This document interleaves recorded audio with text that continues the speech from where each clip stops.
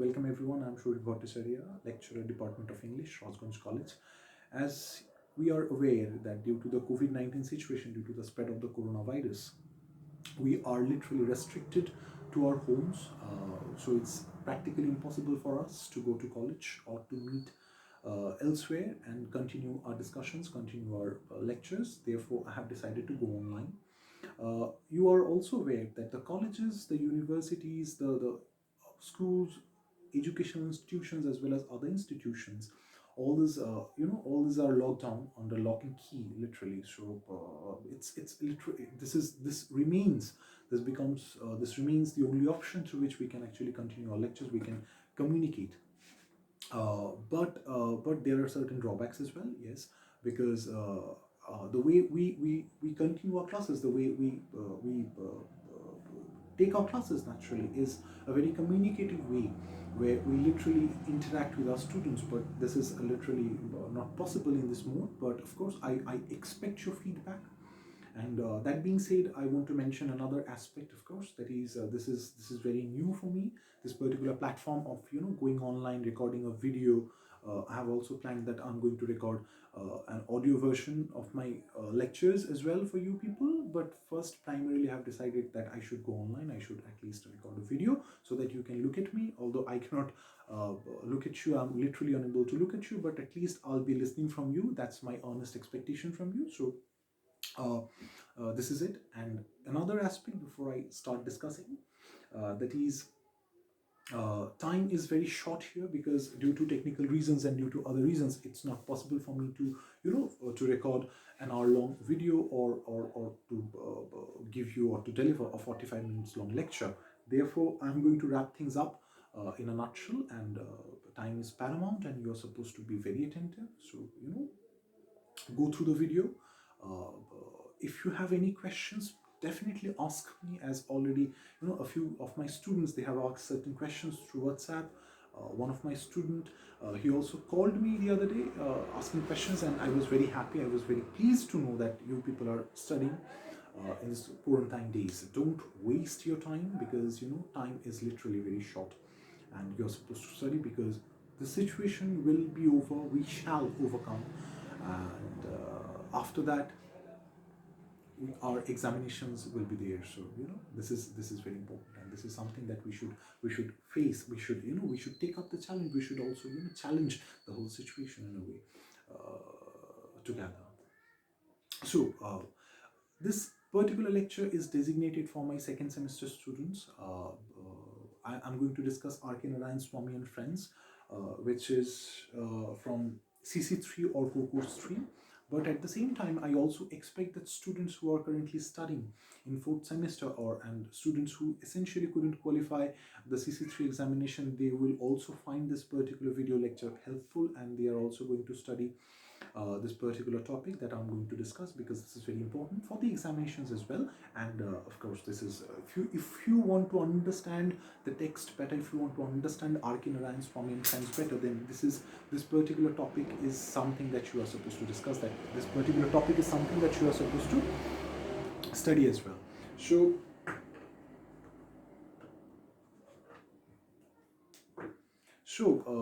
the topic that I'm going to discuss here is R.K. Narayan, Swami and Friends as a post-colonial novel. But before I come to that, I'm supposed to say one particular thing to you people, and that is the way I was dealing with this particular text. I was actually teaching you. I was actually delivering my lecture while I was reading the whole text line by line. I preferred that particular mode, but because as it is impossible for me to continue in that particular manner, therefore I have decided to I'll read segments from one particular chapter, the chapter 12, entitled Broken Pains, and I'm going to discuss one particular aspect along with it, that is the post-colonial aspect. Now, R.K. Narayan is, interestingly, R.K. Narayan is a post-colonial writer.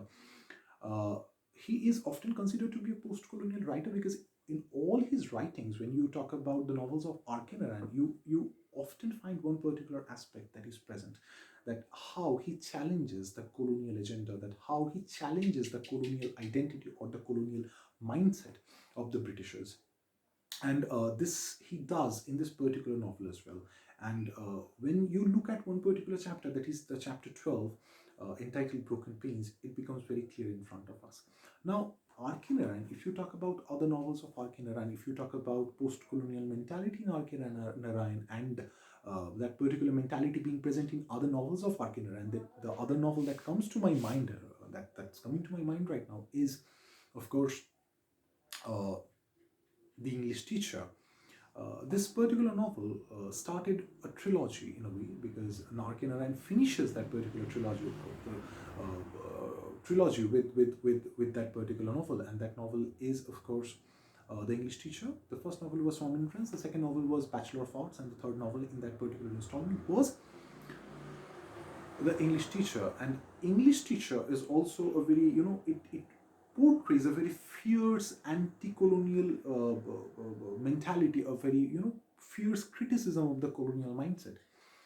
Now, apart from that, if we talk about this particular text, then here we get to realize that R.K. Narayan is not satisfied with the colonial structure, and he is voicing his angst, he's voicing his anger against it through this text, or in this particular text.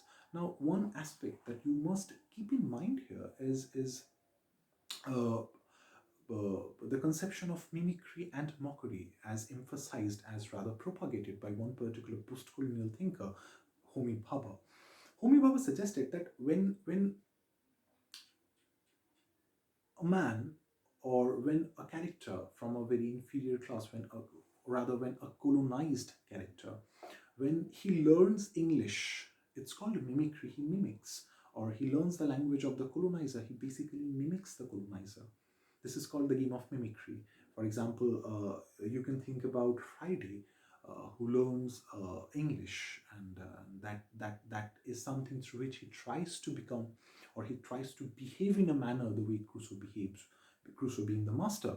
But we know, Bhava also suggests later on, that it's, the colonizer will teach the colonized his language, because teaching is something through which you gain power over something, because you consider something to be inferior and you start teaching it something, and when you start teaching it, you get to realize this is, you are being powerful in a way, you have mastery, certain mastery over something.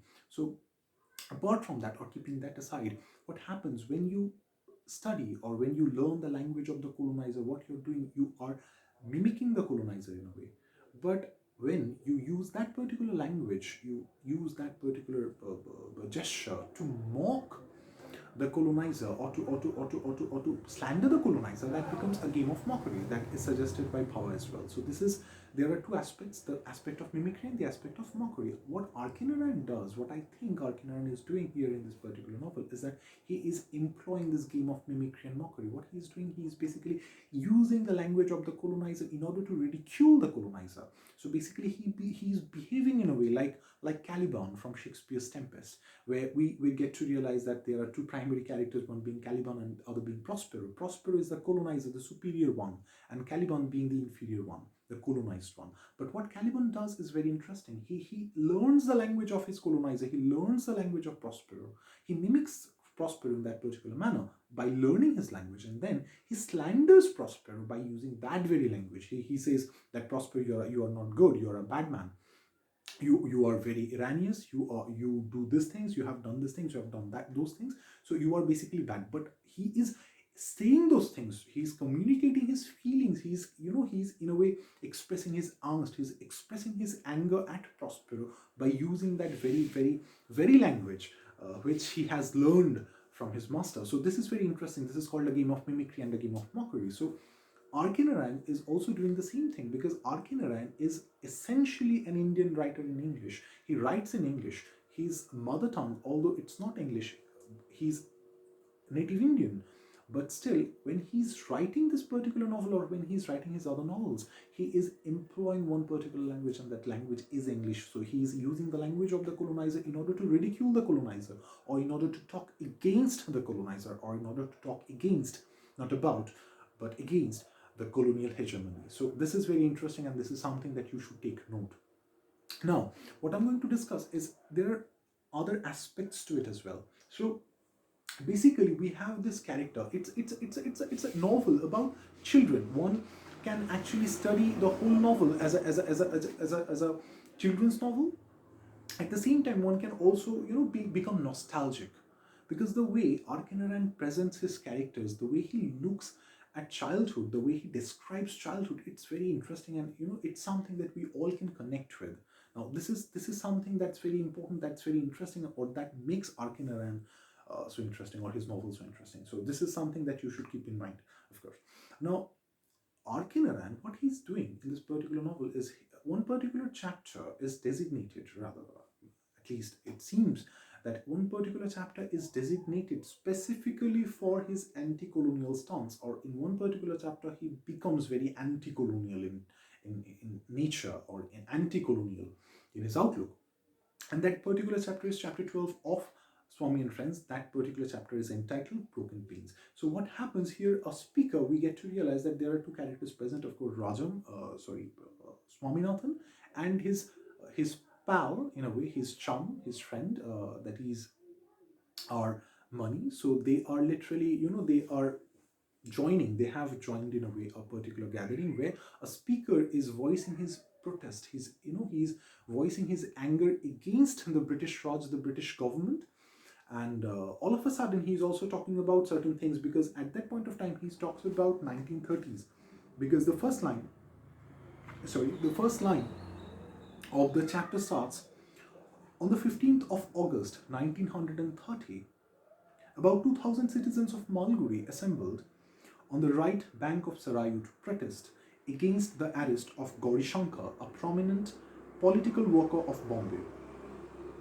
Now, an earnest-looking man clad in khaddar, now this is very important, khaddar, when you translate it in Bengali, it becomes khadi, stood on a wooden platform and addressed the gathering. In a high, piercing voice, he sketched the life and achievements of Gauri Shankar, and after that passed on to generalities. So basically what he's suggesting here is that, Khaddar, all of a sudden that becomes very important. So one particular character is there, he's voicing his angst, he's voicing his anger against the British government, because one particular freedom fighter, whose name is Gauri Shankar, he's a very active politician, he has been arrested, and what they are doing, or as the narration continues in the novel, what happens is that we get to realize that basically Arkenaran is depicting the Swadeshi movement, the Swadeshi movement. So what happens there is that Mani and Swaminathan, they are present, and they are talking about Mani is rather very, he becomes engrossed.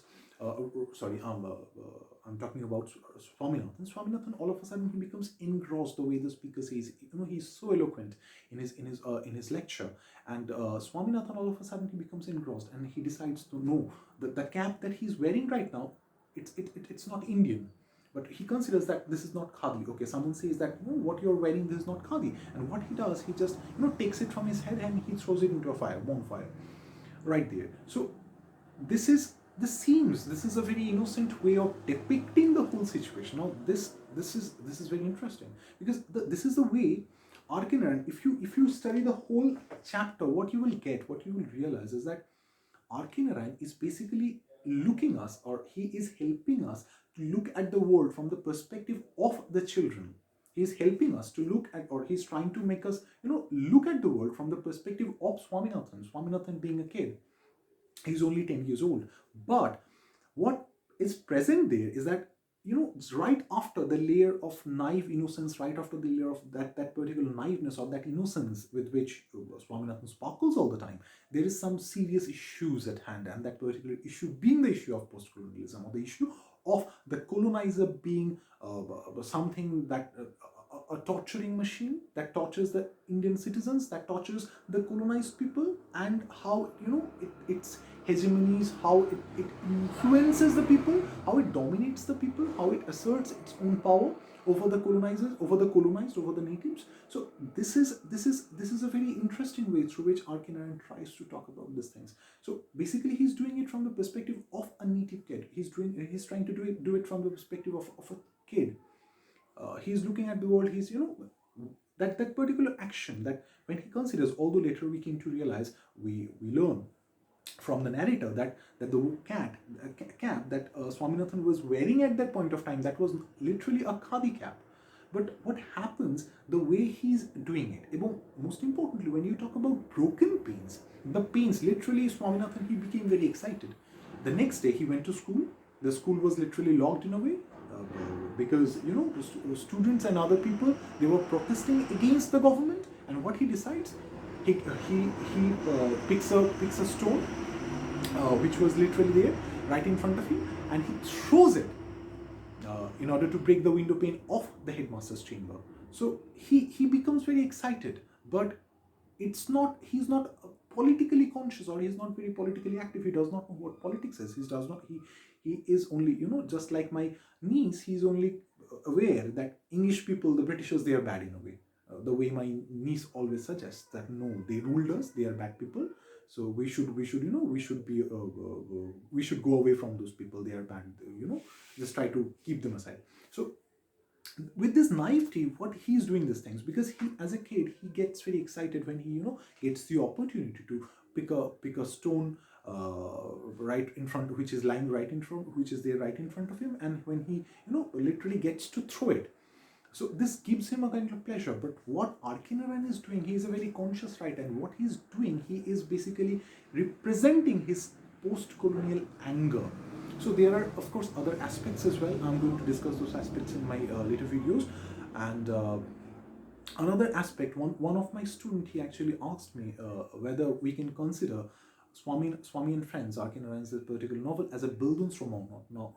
Now, my answer to that question is no. We cannot consider it as a Bildungsroman, because in a Bildungsroman, what happens is that when you talk about a novel as a Bildungsroman, you talk about a novel as a coming-of-age story, or a novel that deals with the concept of coming of age. But Narayan, Swami and Friends is not, or cannot be considered as a Bildungsroman. No, because the character that we have here, the main character, that is Swami, he does not come of age at the end of the novel, but rather it ends with separation, because, Rajan goes on his own way, and Mani and Swaminathan, all these characters in a way are separated. So this is a very tragic novel. Narayan is a very conscious writer. What he does, he in a very subtle manner, he actually, mixes, he incorporates things which are completely different from each other. For example, humor and pathos. And yes, this, when I talk about the elements of humor and the elements of pathos that is present in Narayan, Swami and Friends, or other novels written by Narayan, and one particular writer that comes to my mind is, of course, none other than Charles Lamb. He was a romantic essayist who was writing during, the romantic period, the British romantic period, so to speak, and he had this ability to intermingle these two qualities. So Narayan also does that in a very subtle manner, and this is a brilliant novel. To some extent, it's a tragic novel. To some extent, it's a comic novel. It gives you pathos, rather a sense of pathos, and at the same time, it also gives you a sense of humor, and therefore, its study becomes inevitable in a way. It's a brilliant novel. Study it, of course. I expect that you are utilizing this quarantine days to your proper advancement, and you're doing your best. Study hard. Prepare hard for the examination. If you have any query, if you have any question, any doubt regarding anything, ask me, call me, whatever you can. I'm free all the time. But yes, of course, don't call me after 12 p.m. 12 a.m. rather. And that's going to be difficult for me as well. So apart from that, just study. And yes, another aspect that I'm supposed to mention here, that is, stay at home, be safe, keep the society safe.